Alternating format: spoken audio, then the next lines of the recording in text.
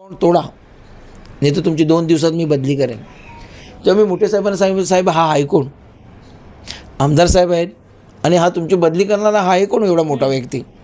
अधिकाऱ्यांना कोणाला पण विचारू शकता का तिथे काल सर्वे होता का? आणि सर्वे कोण BJPचे कार्यकर्ते करतील? सर्वे करायला BJPचे कार्यकर्ते कोण घेऊन जाणार? आणि महानगरपालिका करे सर्वेचा गव्हर्नमेंट जे सर्वे होतो तिथे करणार. त्यांना कुठला तरी मोठा पद पाहिजे असेल म्हणून इथे माझ्या जागेवर येऊन तिथे ते मोठा स्टँड करायला लागलं.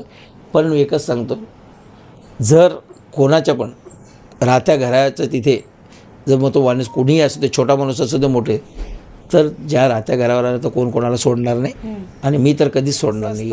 हे नवीन कुठतरी आता हे 1.5 वर्षापासून वेगळं काहीतरी चालू आहे. हे आमदारांनी बघायला पाहिजे. का एका आमदार तुम्ही आपण जबाबदार व्यक्ती आहे, जर तुमच्यासमोर हे जे स्टंटबाजी करत असतील आणि तुम्ही असताना तुम्ही त्यांना बोलता का मी आहे, तुम्हाला बोलायचे जे मेन मुद्दे रस्त्याचे आहेत, जे खड्ड्यांचे विषय आहेत, जे डेव्हलपमेंटचे विषय, हे बाजूला हे करून हे वेगळंच काहीतरी चालू आहे. ही स्टंटबाजी चालू आहे का लोकांचं लक्ष त्याच्याकडे. पण आता तिथे आपले वसई तालुक्याची जनताही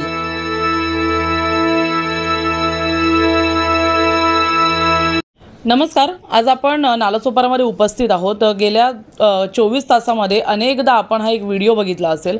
हा व्हिडिओ आहे माजी महापौर रुपेश जाधव आणि भाजपचे कार्यकर्ता अशोक शेळके यांच्यामध्ये एका वादाचा. आपण जर वसई विरारमध्ये राहतोय, गेल्या काही एका वर्षामध्ये आपल्याला माहिती आहे की परिवर्तन आलं आहे. पण कसं परिवर्तन आलं आहे हे सगळे आपण बघतोय. सगळ्याच प्रश्नांना आपण आता त्रस्त झालो आहे. परंतु एक मोठी समस्या आहे की आज जिथे एक महापौर पदाचा व्यक्ती सुरक्षित नाही आहे, तिथे खरंच आपण नागरिक म्हणून सुरक्षित आहोत का? एका बाजूला बेटी बचाव बेटी पढाव, एका बाजूला आपल्या कार्यकर्त्यांना सक्षम करायचं, स्टंटबाजी करायची. नेमका पक्ष आहे की बिग बॉसचं घर, हाच एक मोठा प्रश्न पडला आहे. इथे जो स्टंट करतो तो वरती जातो. आधी विवंताचा स्टंट, त्यानंतर क्षितिज ठाकूर यांच्यासोबत वादाचा स्टंट, हॉस्पिटलचा स्टंट आणि आज जो आहे तो पुन्हा एक वाद समोर आला आहे, तो म्हणजे अतिक्रमणचा स्टंट.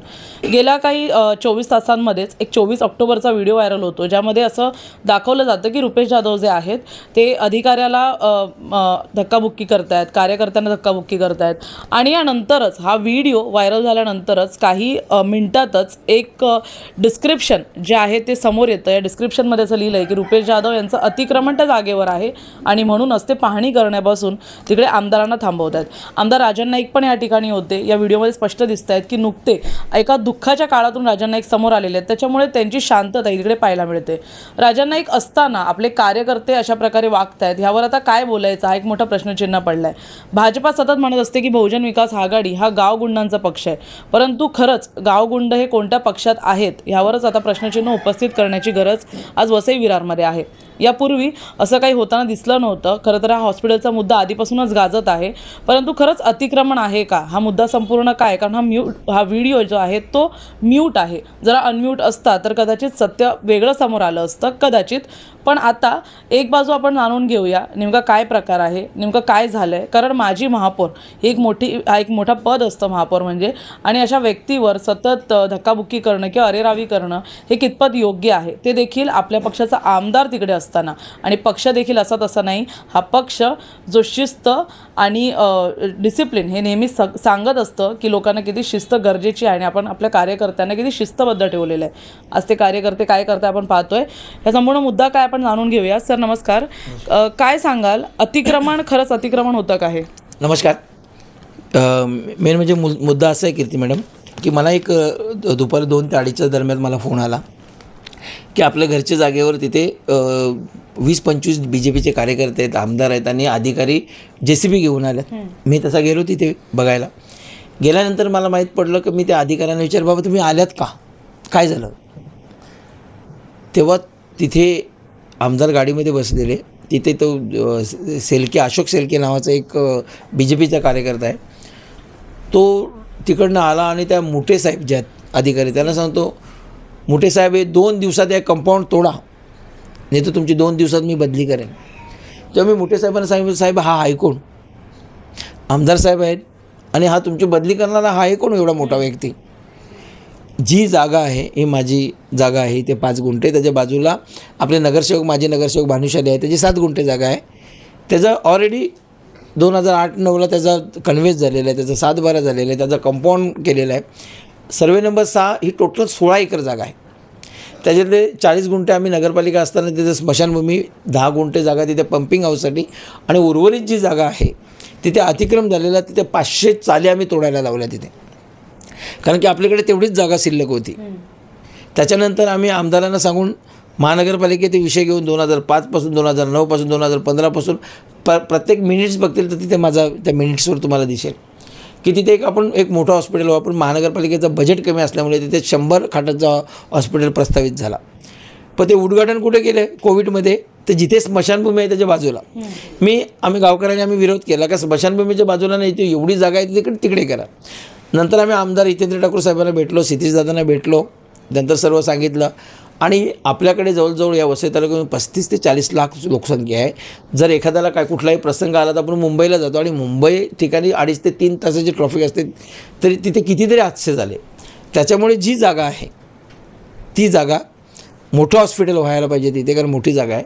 मग सतीशदादांनी त्याचा प्लॅन बनवला, 400 बेडचं हॉस्पिटल तिथे प्रस्तावित केला. त्याच्यानंतर मला वाटतं जेव्हा मुख्यमंत्री एकनाथ शिंदे साहेब होते, उपमुख्यमंत्री आदरणीय फडणवीस साहेब होते, 25 करोडचा चक हे आमच्या आमदारांच्या नावाने त्यांनी दिला. तिथे उद्घाटनही झालं. परंतु ती जी जागा होती ही वसई कोर्टला ती जागा हँडओव्हर झालेली होती. परंतु त्यांनी तिथे कंपाऊंड केला, तिथे पूर्ण पोझिशन घेतलं. नंतर मला वाटतं ती जागा लांब पडेल म्हणून त्यांनी आमदार हितेंद्र ठाकूर साहेब सतीशदादांना सांगून ती जागा जिथे प्रांत ऑफिस आहे, तहसीलदार ऑफिस आहे, तिथे ती जागा घेतली.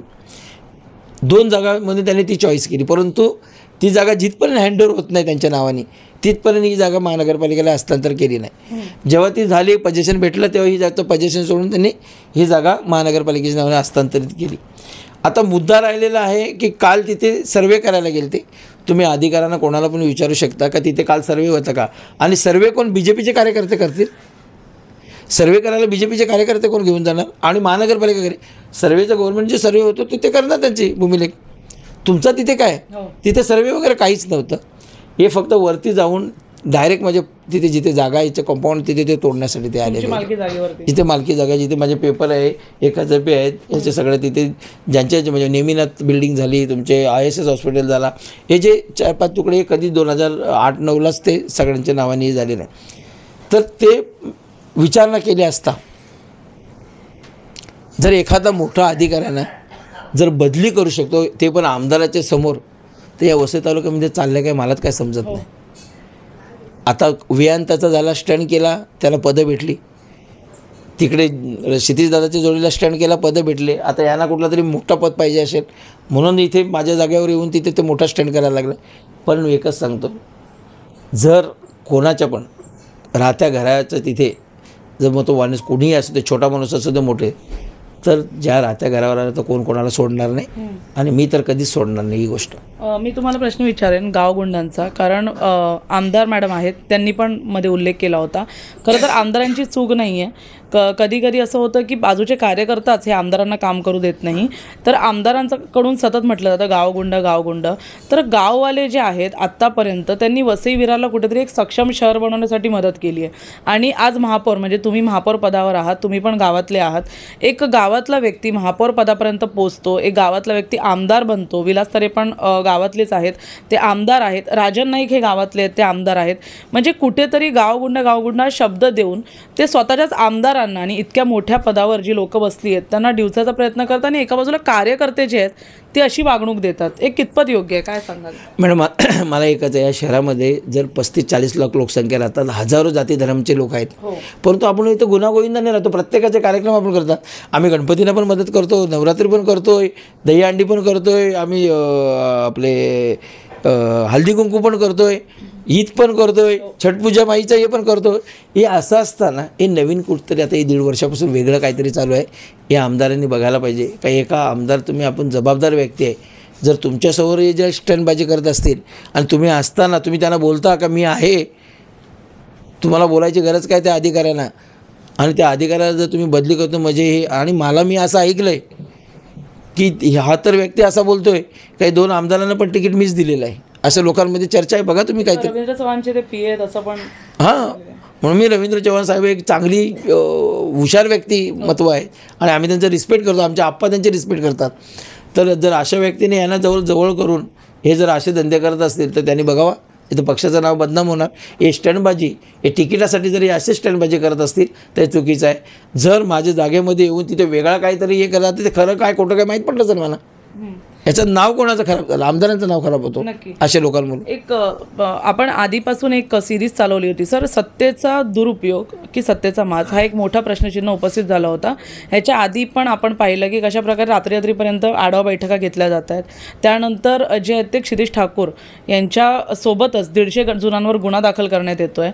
आज एक माजी महापौर, म्हणजे पक्ष कोणताही असू दे, महत्त्वाचा मुद्दा आहे की महापौर या पदावर हा व्यक्ती बसलेला आहे, त्यात एक विशिष्ट समाजाला पण तुम्ही जे आहेत ते प्रेझेंट करता आणि या समाजासोबतच जे आहे ते तुमचं नाव जोडलेलं आहे.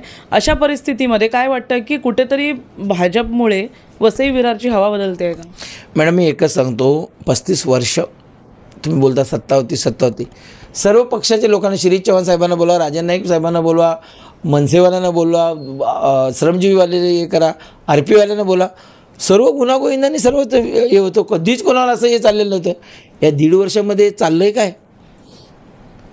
एक तर आपले दहीहंडी गेली, गणपती गेली, नवरात्र गेले, दीपावली गेली. जे मेन मुद्दे रस्त्याचे आहेत, जे खड्ड्यांचे विषय आहेत, जे डेव्हलपमेंटचे विषय, हे बाजूला हे करून हे वेगळंच काहीतरी चालू आहे. ही स्टंटबाजी चालू आहे का लोकांचं लक्ष त्याच्याकडे. पण आता तिथे आपले वसई तालुक्याची जनता ही जाम हुशार आहेत. यांनी परिवर्तन काय ते बघितलं. मी आमदारांना पण, दोन्ही आमदारांना विनंती करतो, मी तुमच्याबद्दल एकही शब्द बोललो नाही, परंतु जे सतत असं होईल ते त्याच्यावर तुमच्यावर बोट येणार, हे लक्षात ठेवा. तुम्ही काही केसेस किंवा असं काही करायचा प्रयत्न नाही केला संपूर्ण मुद्द्यावरती? हे कोण मोठे एवढे आहेत?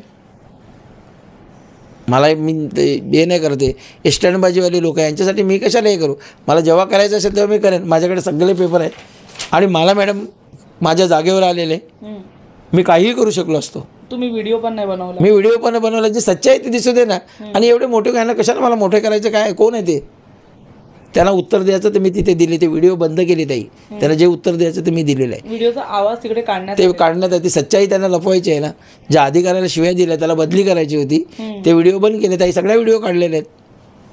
तुम्ही अधिकाऱ्यांना काय सांगाल याच्यावर? माझं एकच आहे, जर एखादा जर एखादा पत्रकार तुम्हाला काय बोलला, एखादा सामान्य नागरिक बोलला, त्याच्यावर तुम्ही गुन्हे दाखल करता, तुमची बदली करायला निघालात 2 दिवसात आणि तुम्ही एवढे मोठे अधिकारी आहेत, अशा लोकांवर तुम्ही कारवाई करायला पाहिजे. तर तुमची छबी राहील या तालुक्यामध्ये.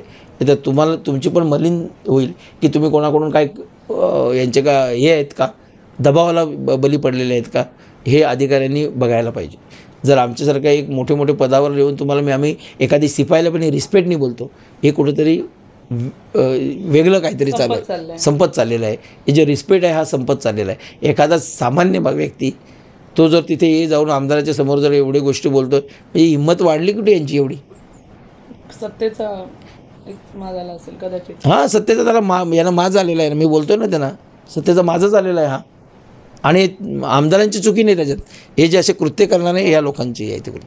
धन्यवाद सर. या संपूर्ण मुद्द्यामध्ये आपण पाहिलं, व्हिडिओ व्हायरल झाला आणि त्याच्यामध्ये व्हिडिओमध्ये अशोक शेळके होते, कार्यकर्ते आहेत ते BJPचे आणि अनेक वर्षांपासून ते भाजपात आहेत आणि त्यांचं कार्य जे राहिलेलं आहे ते नालासोपारा विभागामध्ये राहिलेलं आहे. या व्हिडिओमध्ये आपण स्पष्ट बघू शकतो, हा आवाज जो आहे हा म्यूट आहे. हा आवाज का म्यूट आहे हा प्रश्न खरं तर विचारण्यासारखा आहे, कारण ह्याच्यामध्ये विविध गोष्टी समोर येऊ शकल्या असतात. जर आवाज अनम्यूट असता तर चूक कोणाची हे स्पष्टपणे कळलं असतं.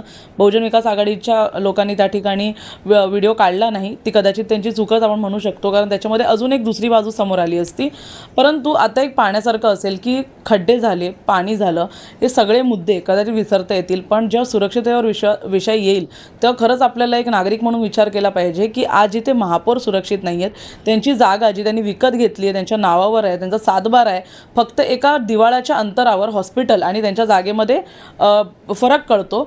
त्या दिवाळ्याला तोडण्याच्या गोष्टी केल्या जातात, त्यांची मालकी हक्काची जागा त्यामध्ये घेण्याचा प्रयत्न केला जातो. आणि इतकं सगळं असताना जेव्हा महापौर या व्यक्तीसोबत असं होत असेल तर खरंच सामान्य नागरिक हा सुरक्षित आहे का, हा एक मोठा प्रश्नचिन्ह आहे. म्हणजे जर तुम्ही ह्या ठिकाणी एक छोटी मोठी जागा जरी घेत असाल आणि तुम्ही सामान्य नागरिक असाल तर विचार करा की तुम्ही कितपत सुरक्षित आहात. या संपूर्ण मुद्द्यामध्ये आणखी एक गोष्ट लक्षात घेण्यासारखी आहे की या व्हिडिओनंतर एक वेगळं राजकारण देण्याचा प्रयत्न देखील सुरू झाला. आपण दोन्ही बाजू जाणून घेणार आहोत. आज आपण माजी महापौरांशी बोललेलो आहोत, भाजपची बाजू देखील जाणून घेणार आहोत. कारण या संपूर्ण मुद्द्यामध्ये जे आहे कुठेतरी कोणत्याही पक्षाचं नाव कुठेतरी खराब झालं नाही पाहिजे, हे दोन्ही बाजूने आहे. हॉस्पिटलचा मुद्दा याआधी पण ताणलेला होता, तापलेला होता, परंतु पाहण्यासारखं असलेल्या संपूर्ण मुद्द्यामध्ये पुढे काय होतं. कारण समाज माध्यमांवर जे काही रील्स सध्या चालू आहेत त्याच्यामुळे एक बाजू दाखवली जाते. पाहण्यासारखं असेल या संपूर्ण मुद्द्यामध्ये पुढे काय होतं. धन्यवाद.